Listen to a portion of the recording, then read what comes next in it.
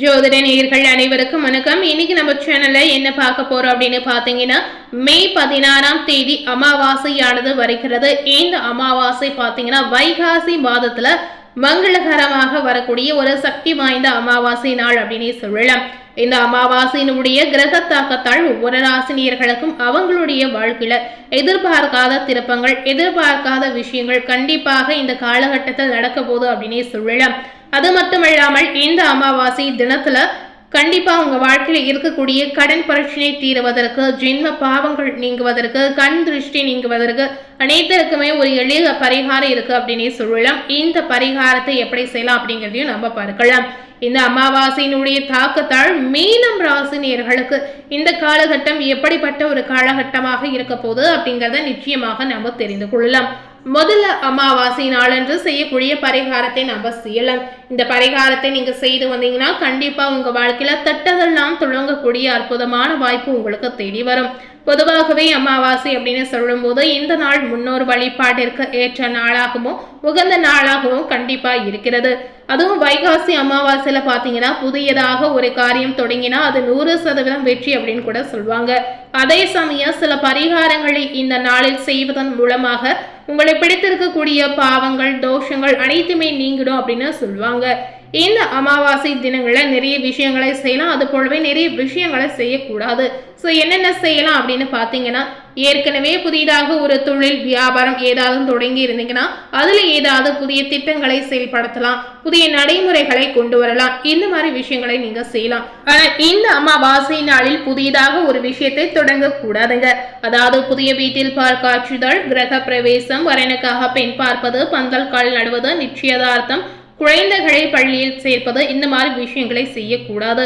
So உங்களை பிடித்திருக்கக்கூடிய ஜென்ம பாவங்கள் நீங்குவதற்கு அமாவாசை நாளில் என்ன பரிகாரம் செய்யணும் அப்படின்னு பார்த்தீங்கன்னா, அமாவாசை தினத்துல பசு மாட்டிற்கு அகத்துக்கீரையும் எள்ள புண்ணாக்கு நீங்க வாங்கி கொடுக்கணும். அது மட்டும் இல்லாமல் காகத்திற்கு படியல் சாதம் அனைத்துமே கலந்து ஒன்றாக நீங்க வைக்கணும். அது மட்டுமல்லாமல் இந்த அமாவாசை தினத்துல காகத்திற்கு எள்ளை தூள் செய்து அதுல ஏதாவது இனிப்பை செய்து உருண்டையாக்கி எள்ளுருண்டையாக நீங்க தானமாக கொடுக்கணும். இதனால உங்களுடைய முன்னோர்கள் உங்களுடைய தேவைகளை புரிந்து கொண்டு உங்களுக்கு உதவி செய்வாங்க அப்படின்னு நம்பிக்கையாகவே சொல்லப்படுது. இது போன்ற அமாவாசை தினங்களில் நீங்க தானம் செய்து வந்தாலே உங்களை பிழைத்திருக்கக்கூடிய ஜென்ம பாவங்கள் முழுமையாக நீங்கிடும். அடுத்ததாக கடன் பிரச்சனை தீர்வதற்கு என்ன பரிகாரம் செய்யணும் அப்படின்னு பாத்தீங்கன்னா, கடன் பிரச்சனை தீர்வதற்கு இந்த அமாவாசை நாள் உகந்த நாளாகவே சொல்லலாம்.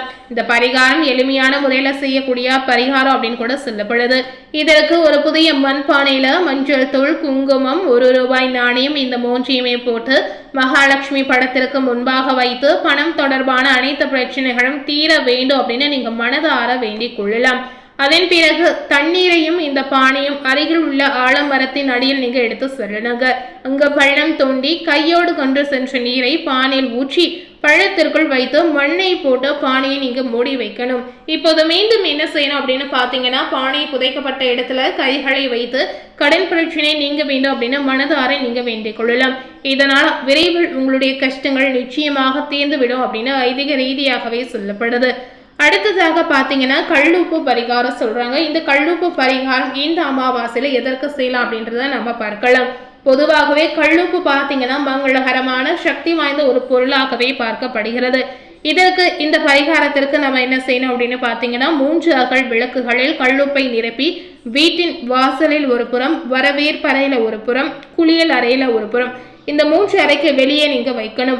3 நாட்கள் கழித்து இந்த கல்லுப்பை நீரில் கரைத்து விட்டு அகல் விளக்கை தனியாக நீங்க பத்திரப்படுத்தி வைத்துக் கொள்ளலாம். இதனால வீட்டில் இருக்கக்கூடிய எதிர்மறை ஆற்றல், கண் திருஷ்டி அனைத்துமே நீங்கி உங்க வீட்டில் நன்மைகள் பெருகும் அப்படின்னு ஐதீக ரீதியாகவே சொல்லப்படுது. ஸோ இந்த அமாவாசை நாளில் இந்த 3 பரிகாரங்களையும் கண்டிப்பா நீங்க செய்யலாம். இதன் மூலம் உங்களுடைய வாழ்வில் நிறைய நல்ல விஷயங்களை நீங்க எதிர்பார்க்கலாம். ஸோ இந்த அமாவாசை நாளில் அமாவாசையினுடைய தாக்கத்தால் மீனம் ராசினியர்களுக்கு என்ன பலன் கிடைத்திருக்கு அப்படிங்கிறத இப்ப நாம பார்க்கலாம். பொதுவாகவே மீனம் ராசினியர்கள் ஏமாற்றத்திற்கு காரணம் எதிர்பார்ப்பது என்ற உண்மையை உணர்ந்தவர் அப்படின்னே உங்களை சொல்லலாம். உங்களுக்கு இந்த காலகட்டம் எப்படிப்பட்ட காலகட்டமாக இருக்க போகுது அப்படின்னு பார்த்தீங்கன்னா, மீனம் ராசியில் இருக்கக்கூடிய உத்தியோகஸ்தாரர்களுக்கு வேலைக்கு செல்லக்கூடிய பெண்களுக்கு பார்க்கும் பொழுது மேல் அதிகாரிகளிடம் கவனமாக நடந்து கொள்வது உங்களுக்கு நல்லது அப்படின்னே சொல்லலாம். இந்த நேரத்துல உங்களுடைய பேச்சு திறமையை நீங்க குறைத்துக் கொள்ளணும். அதாவது மற்றவர்களிடம் பேசும்போது நிதானம் ரொம்ப ரொம்ப அவசியம் அப்படின்னே சொல்லப்படுது. சோ உத்தியோகஸ்தாரர்கள் இந்த காலகட்டத்துல கண்டிப்பா நீங்க இந்த மாதிரி நடந்து கொள்ளலாம். கண்டிப்பா உங்களுடைய மேல் அதிகாரியிடம் நீங்க கவனமாக இருப்பது முக்கியமாகவே சொல்லப்படுது. வியாபாரிகளுக்கு பார்க்கும் பொழுது இந்த அமாவாசையினுடைய தாக்கத்தால் சொந்த தொழில் செய்பவர்களுக்கு இருப்பதை வைத்து தொழிலை மேம்படுத்துவது சிறப்பு அப்படின்னு சொல்லலாம். அதாவது உங்க கையில என்ன வருமானம் இருக்கோ அதற்கு தகுந்தவாறு நீங்க தொழிலை விரிவுபடுத்த செய்யலாங்க. அதாவது மற்றவர்களிடம் கடன் வாங்கி இந்த மாதிரி விரிவுபடுத்தக்கூடிய சூழலை நீங்க ஏற்படுத்தவே கூடாது. சோ கடன் வாங்காமல் கையில் வைத்திருக்கக்கூடிய பணத்தை வைத்து தொழில் செய்யக்கூடிய நேர்கள் உங்களுடைய தொழிலை எதுவாக இருந்தாலும் நீங்க செய்யலாம்.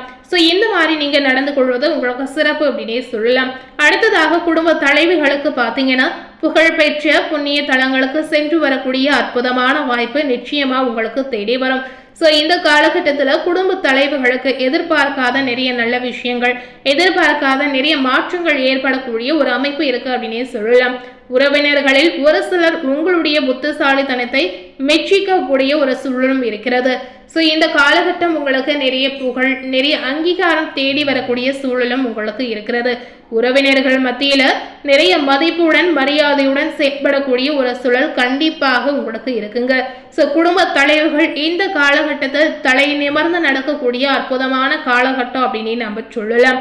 அதுபோலவே மீனம் ராசியில இருக்கக்கூடிய கலைஞர்களுக்கு பார்த்தீங்கன்னா இந்த காலகட்டம் உங்களுக்கு பண விஷயத்துல கராராக இருப்பது முக்கியமாகவே சொல்லப்படுது. சோ பணம் சார்ந்த விஷயத்துல நீங்க கவனமாக கையாள்வது முக்கியங்க.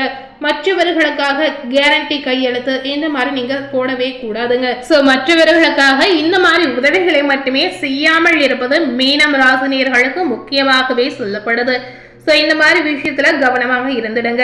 நீங்க எதிர்பார்த்த கம்பெனியில இருந்து அழைப்பு வரக்கூடிய சூழல் இந்த காலகட்டத்தில் உங்களுக்கு கிடைக்குங்க.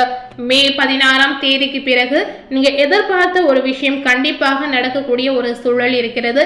இதனால உங்க வாழ்க்கையில நிறைய மாற்றங்களை நீங்க பார்க்கலாம். மாணவ மணிகளுக்கு உங்களுடைய கடின உழைப்பினால் நல்ல மதிப்பெண்களை நீங்க பெறலாம். இரவில் அதிக நேரம் விழிக்காமல் பார்த்துக் கொள்வது உங்களுக்கு ஆரோக்கிய ரீதியாக நல்லது அப்படின்னு சொல்லப்படுது.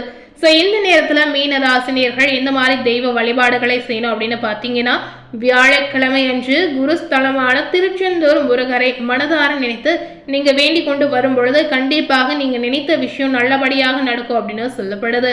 சோ கண்டிப்பா உங்களால முடிந்தால் ஏதாவது ஒரு முருகன் கோவிலுக்காவது நீங்க சென்று வரலாங்க. சோ இன்னைக்கு நம்ம சேனல்ல மே 16 அமாவாசைக்கு பிறகு மீனம் ராசினியர்களுக்கு என்ன பலன் கிடைத்திருக்கு அப்படிங்கறத பார்த்திருப்பீங்க. அது மட்டும் இல்லாமல் இந்த அமாவாசை நாளில் என்ன மாதிரியான பரிகாரங்களை செய்யலாம் அப்படிங்கறதையும் தெரிந்திருப்பீங்க. மேலும் இது போல ஒரு புதிய தகவலை தெரிந்து கொள்ளணும் அப்படின்னு நினைத்தீங்கன்னா மறக்காம நம்ம சேனலை சப்ஸ்கிரைப் பண்ணி பக்கத்துல இருக்கக்கூடிய பெல் பட்டனையும் மறக்காம பிரஸ் பண்ணிடுங்க. தேங்க்யூ.